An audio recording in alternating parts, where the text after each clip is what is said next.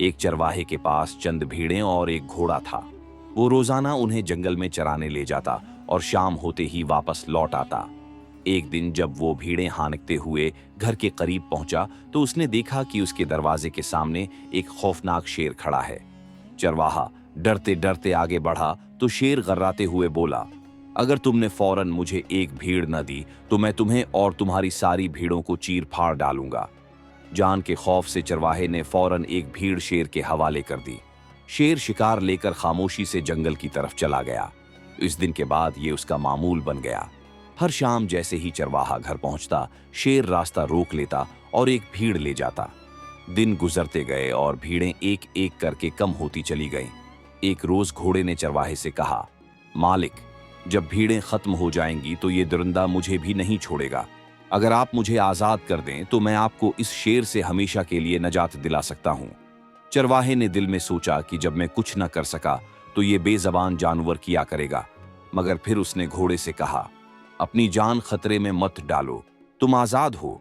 ये कहकर उसने घोड़े की रस्सी खोल दी।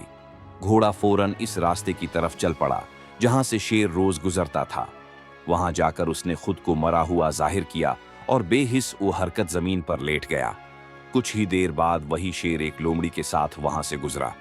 जमीन पर पड़े घोड़े को देखकर दोनों ने समझा कि ये मर चुका है। शेर खुश होकर बोला, आज तो बहुत बड़ा शिकार मिल गया, मगर मसला ये है कि उसे अपनी गार तक कैसे ले जाऊं। लोमड़ी ने चालाकी से कहा, क्यों ना घोड़े की रस्सी और दुम तुम्हारी दुम से बांध दी जाए, यूं तुम उसे घसीटते हुए गार तक ले जाओगे। शेर को यह तरकीब बहुत पसंद आई। जैसे ही लोमड़ी ने मजबूती से ग्रहें लगाएं, घोड़ा अचानक बजली की तरह खड़ा हुआ और पूरी कुव्वत से दौड़ पड़ा। शेर संभल न सका और जमीन पर घिसटता चला गया।